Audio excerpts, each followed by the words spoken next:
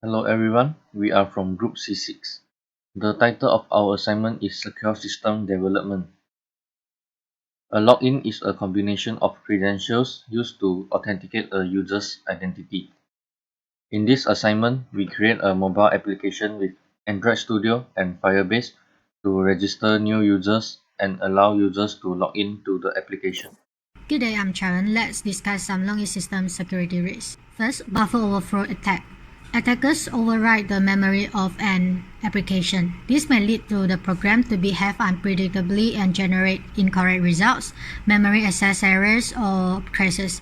The figure shows the before and after of buffer overflow attack. The latter code allows the attacker to run other programs or gain administrator access. Next, database injection attack. SQL injection is the most common encountered database vulnerabilities. SQL injection flaws are introduced when software developers create dynamic database queries that include user supplied input. Next, weak and lack of complexity password. Most people choose convenience over security, so there is a high possibility that they do not create secure credentials. They are prone to use the easy to remember password and subconsciously omit the password security practices. Also, clear text password. Clear text password during input means passwords remain visible on the screen after being typed by the user. Password unmasking is susceptible to shoulder surfing attacks. Then, brute force attack. Usually, these attacks are automated using a dictionary list of common passwords. Hackers work through all possible combinations to find the correct one. They also use dedicated tools to make vast numbers of login attempts at high speed. Password length and complexity are the factors that can affect the attack speed. A password that consists of a frequently used word drastically reduces the possible combinations and make guessing easier. Then phishing. Typically, the frauder uses disguised email as a weapon to trick others into typing their password into malicious websites that controlled by them. Insider threat. An insider threat is a security risk that originates within the targeted organization. Insiders are categorized into two groups, which are intentional and unintentional. Intentional insiders use their authorized access to abuse legitimate credentials, steal sensitive data as they are familiar with the security policy procedures and vulnerabilities of an organization, while unintentional insiders has no motive to harm the organization, but intentional or accidental actions can cause equal harm to the organization. Now, let's look at the security practices that can be done in the password-based login mobile application. For registration, the security features are email, validation, enforced using strong password, and password masking and confirmation. Then, for sign-in, the security practices are limit login attempts and password reset. In addition, the database security features include password hashing and sorting, security rules, and backup and recovery. Now, I pass the floor to my teammate to demonstrate the integrated system. Good morning, Doctor and my fellow friend. I'm Gan Boon Kyo, and I am responsible to present our work on coding and demonstrate in the video with the cooperation from my friend Chua Yu Hui. Firstly, I would like to talk about our register user interface. What have we done is just simple format like all websites does, such as full name, email address, password, the type password, country code, and phone number. In the register UI, we have made a lot of restriction in the UI. Firstly, it's about the specific field will be notified and asked to fill if the register button is clicked and the field is empty. So what it means is that if the field does not fulfill the requirement, there is a notification will be appear instantly to tell the user to fill in, like this. Where restrict all the fields must be filled in so that it will continue to the login interface. So what if I type my full name, it will notify us need to fulfill the email. So it will notify us the password is required, country code is required, phone number is required, and also your name is required. So the next one is about the email and password restriction pattern. Firstly, the email pattern email has own default pattern in the Android Studio is to input whatever alphabet or digit including uppercase and lower cases before and after the X sign pattern. So which is mean like what if I type whatever before the X sign and after the X sign .com, it will say it will not notify us. So what if I didn't restrict follow the pattern, it will notify us please enter a valid email address. So the next one is about the password. We have made self-made password patterns such as at least one character, at least one digit, at least one uppercases, at least one lowercases, at least one special character, and no spacer is allowed. So what if I type the full name first in the password? I type whatever I want, and the country code, phone number. So it will notify the email first. So but if the email is wrong, it will not continue to show other notification. So it will ask us the password is too weak. What uppercases special digit is required? Yeah, this is our restriction. So we have less allowed, so we can unify it. So we restrict only uppercases in the code and the one digit. We did not lowercase because most of the time if you have uppercase we don't need another lowercases. So we also didn't include it in the no space part. So whatever is also the same. The purpose is also the same. Is to avoid and lower the risk that hacker able to hack user with the insecure password string. So included the uppercase and sort of the lower cases digit and also the special cases, so it will try to avoid hacker easy to hack the account. So the next one is about the return password must be matched with the password input in the password field, else it will notify user that password does not match. The minimum and maximum for the password input is 8 and 15 respectively. So which means our password is strictly minimum 6 and minimum 8 character. So what if I follow the rule but I did not fulfill the minimum length AB AA1 AA underscore 1 AA underscore 1. Password is less than 8 character.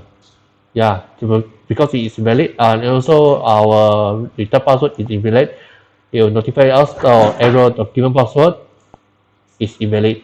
Password should be at least 8 character. I forgot to change, but it is 8 character. So what if I type normally ABC ABC ABC ABC underscore 123, but I didn't follow up the return password. I type the group 11179.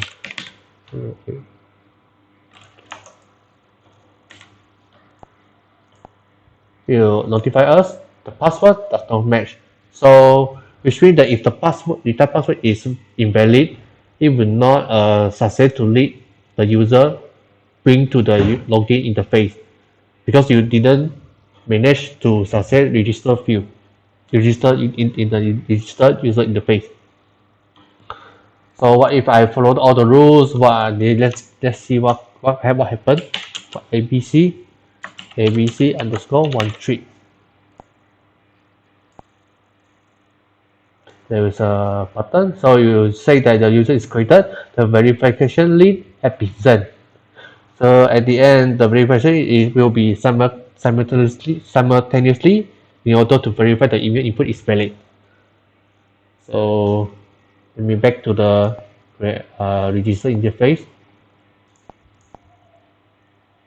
So back to the register interface. So we notice that there is a button for already registered login here.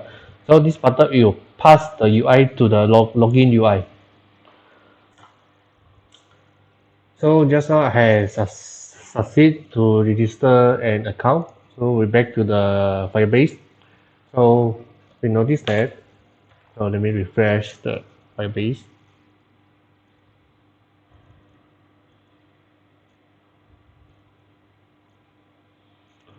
So we notice that there is an email just now we registered in the Fireplace authentication. So we have register an email here. So and the user ID and sign in and created. So we just created at the 26th June 2021. So we managed to log in with the current email. So before I log in, so you can see that there is a login user interface. It's just a simple user interface that asks user to enter their email and the password to log in to the system. So per you can see that the all field is essential to be filled, else the notification will be reviewed to ask user enter again. So it's same situation in the as the register UI. They will notify the email is required, the password is required like that. So and another, the password is also restricted at least X strings has to be input, just like restriction in the restriction in the user UI. So there's a create button will lead user to the register UI again. So and also the forgot password button will pop up the forgot password. It will pop out a dialog, ask user to insert email. So the system in order to send forgot password link to ask user reset password again. The password so I will demonstrate another email. So let me demonstrate the register email that I register. So I can receive my this because this is my personal email, so I can receive the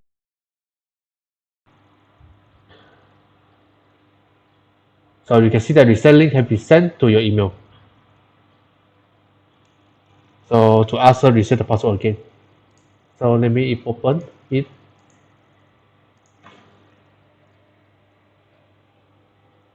So you can see that there is an email and in the link for us to reset the password. I click it.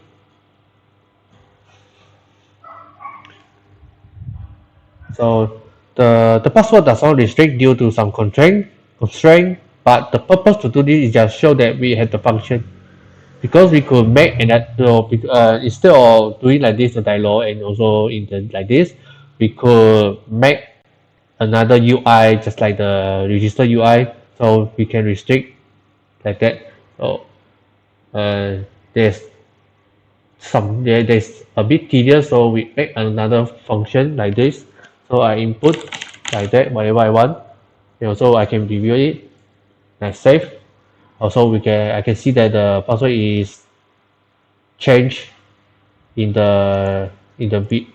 this email. So the link may expire in some period, which is default in the Firebase.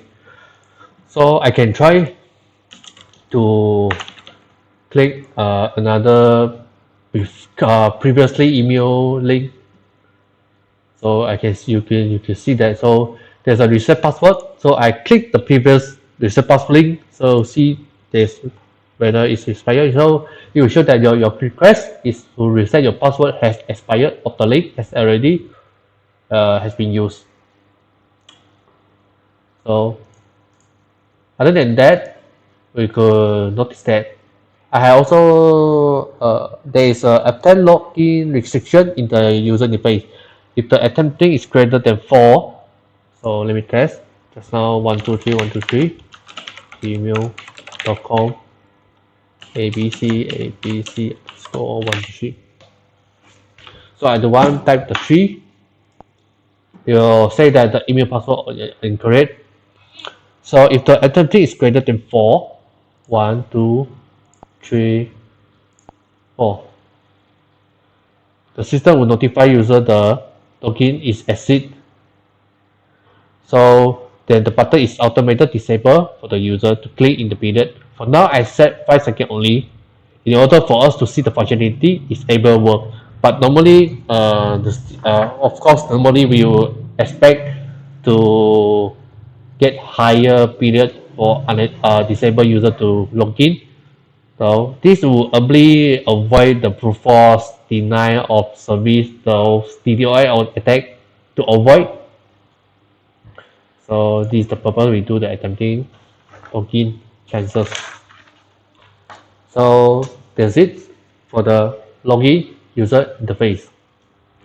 So furthermore, I will introduce the main activity that we have created. So let me log in. We will lead the user to the main activity. So the main activity is just basic UI that show default picture of the user. So I set this picture is the default picture for the user, and the user full name, email address, and phone number. So basically, this is UI is show what we store in the database file store. So this is the database file store. So we can see that the email, full name, and the phone number is literally the same as is shown in the main activity. So if the user does not verify the email, there is a button which show notify user to verify the email immediately. So I will not click it and show it first. I will show it later. So because this email is not registered actually. So the reset password is same function as forgot password button in the login UI without email verification because the user has already logged in.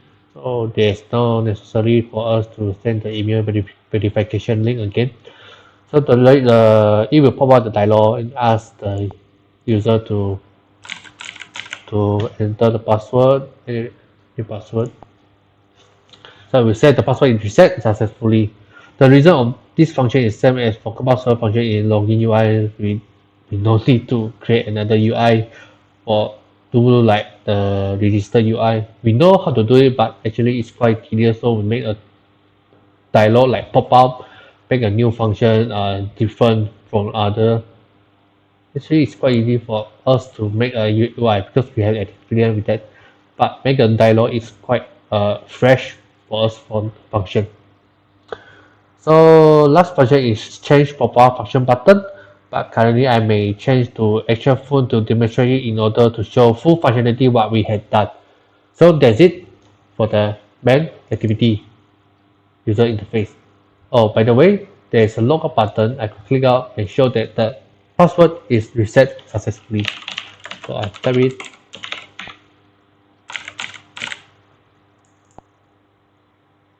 So the password is reset for this email. So next I will change to my phone to present to show that the change profile all functionality is able to work. Is in the change profile UI. So I changed the device into phone so I could manage to show the full functionality what we had done in the change profile user interface. So the last in the picture change the profile UI, we could change the user profile by clicking the picture and select the picture in our phone gallery. So change this picture, kind of cute. So the full name, email address, and phone number, we could let user directly change our Firestore database and storage will immediately notice the changes what user had changed. So I change to my name. Change to my name.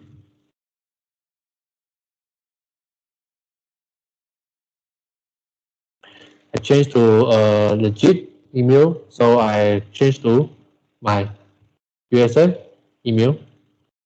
So we could see the changes previously before the verification link in the entity main activity. So the profile is updated shown is above. So the store will show us what we had done. So the storage will notice to create a file for the user. So this is literally the same picture as we changes. So storage in Firebase will store the user current profile picture only, which means the scenario user change anytime the storage only store the current exist picture so that our storage will not easily exceed the limit. So which means if I change again, the storage will change again. Change this. But I save it. We will say the file is updated back to this. I refresh again. again. To change the so our storage limit will not easy to exceed. So we go back to the Firebase. We see that what we had changed in that email, those things, phone, not this. Yes, this. So the email has changed, full name has changed, the phone has not changed. So what we can change, the file database changed. So let's see the authentication. So the authentication is also changed already for the student.usm.emi. So we can verify again using click the button and the verification has been sent. So we can notice that. So now 10 is 10, 45, 46. By clicking this, the link, verification link. So you can now sign in with your new account.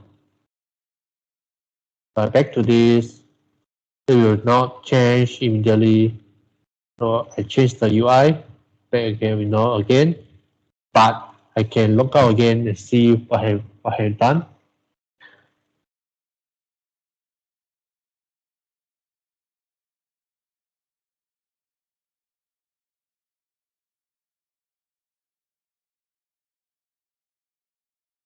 So see the verification link, the button is disappeared because we had verified our email and sort of thing. So that's the end. Oh, before that, I will say that the email is automatically changed back to the original email register. So I can back to the email. I can show another function again. Let me check. Let me use another function and see what I have done. Also the email changes. So this is my previous. So I check. So I will change the home mail. So let's change the home mail. So we change the home mail back to the Gmail. So we can see that the email has changed for this email, but we changed to Hotmail. This is Gmail, this is Hotmail. So we changed the Gmail. So it said that if you didn't ask to change your email, probably this thing to reset your sign-in email. And back to this. So it said that if you didn't ask to change your email, it's possible someone is trying to access your account. You should change your password right away. This is the default Firebase system. So what if the person is trying to change our main email? He will immediately notify us that someone is access our main account. So which means our email doesn't change, even though it's recorded. So the recorder is not change immediately. So we log out. We cannot use the Hotmail. We need to use the Gmail. Try again. Yeah, back to we can use the Gmail because there's immediately updated. So the database does not catch up it. So the user must change back to original in order to avoid hacker access. So the person change back to original email account. So that's the end of my part with presentation. Now I may pass my mic to the next presenter, Choi Hui. Thanks for all listening. Thank you, Gan Pung Kiong. My name is Choi Hui. I am responsible for presenting the Firebase part of the app. First, I would like to talk about the authentication part in Firebase. We have already integrated Android Studio with Firebase, so when our user use our app to register, it will send the data and store in Firebase, which is here. And the format of storing already mentioned before by my partner Gan Pung Kiong. I would like to talk about password encryption. Firebase already have built-in password encryption. And Firebase uses script as its password encryption algorithm. So we also implement backup and recovery by making a backup Firebase project to store our data in our main project in case of any unexpected event happen. So for authentication backup, since it contains sensitive information, when doing import of password, I will demonstrate how I backup Firestore database first, since they have similar procedure. So we will first check if our backup database is clean. Yeah, it's clean, yeah. And so to backup the Firestore database, we need to get the admin SDK key to let us change the content of database, which I already do so since here. Yeah, this one is the JSON file which contain the key. And to export, we will need to specify where we store our key, and we will name our backup file as backup.json. We do this by using command prompt.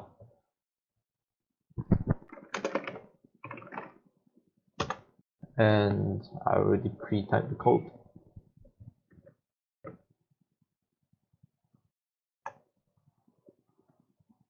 Yep, so now we have to export our database from the main into the file which we call backup.json.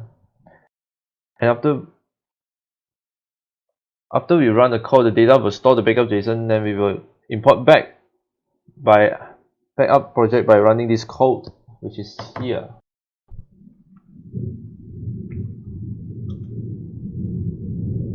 Yep, we will back up now. Okay, so we can check our database to see if it's already updated. Crash. Yep, now this information is stored in the file database already. And here you go, it's already done. And then for restore, it's just backup by reverse, which is this tool. Reverse the CS assignment main with CS assignment backup, then we could restore back the information. And now for backup authentication, it is similar to the previous step where we open command prompt and put in this code shown in here.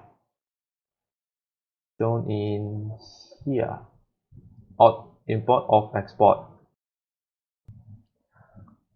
Okay. And we will first talk about export. We can use the Firebase auth export and give the format, let's say backup.auth.json. Then it will create a JSON file in the directory, which is download, which I specified back then. Import is a little bit different, as you need to specify file name and the hash algorithm, hash key, sort operator, round, mem, and cross. And these are the sensitive information that I mentioned. Knowing this then make hacker easily crack your password. So this information can find in password hash parameter, but since those information is sensitive, I will now show an example of how those information look like. These are how the encryption look like after hashing. Here. This is a hashing password hash parameter, and this one is an example of email lchiafan98@gmail.com and their password hash, and it's solved. So Firestore database have a place where log who tampers with, which is here, Firestore database and usage. Yeah, this is the place where it logs who tamper with the database, so we can know if someone other than the owner or admin access the database without our prior notice. As for Firebase Analytics, which is here,